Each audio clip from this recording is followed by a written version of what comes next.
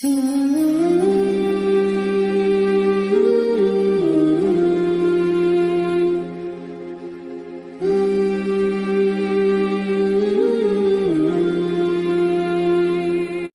اللہ الرحمن الرحیم نحمدہ و نصلی علی رسول الکریم۔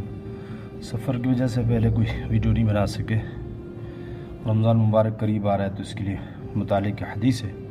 کعب بن عجرہ رضی اللہ عنہ فرماتے ہیں کہ ایک مرتبہ حضور اکرم صلی اللہ علیہ وسلم نے ارشاد فرمایا کہ ممبر کے قریب ہو جا۔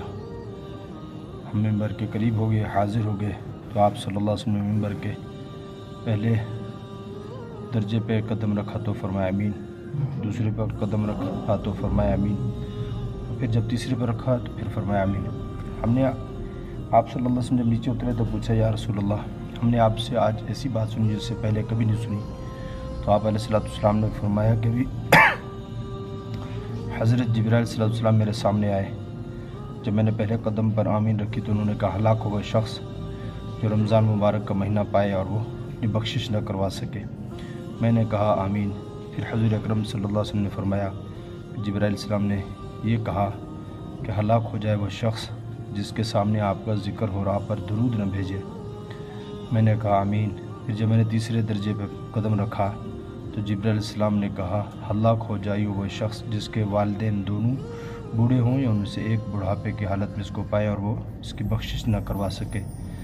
یعنی رمضان مبارک کا مہینہ آیا پھر بھی اللہ کی عبادت کے بجائے لایانی میں لگے رہے اور جو ہے فلمیں دیکھنے میں لگے رہے، کرکٹ کھیلنے میں لگے رہے اور جو ہے دن کو فضول کاموں میں لگا دیا، یعنی دعائیں کر کے قرآن کی تلاوت کر کے صحیح طریقے سے تراویح اور روزہ ہر قسم کی محرمات سے بچ کے نہیں رکھایا تو صرف جو ہے فرض تو اتر جائے گا لیکن پوری فضیلت حاصل نہیں ہوگی۔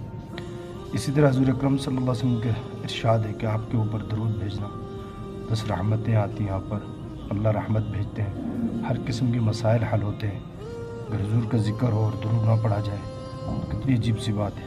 تیسرا فرمایا والدین جو والدین کی خدمت کر کے ان کی دعائیں نہ لے سکے تو گویا کہ اس رمضان مبارک میں بھی محروم رہے گا۔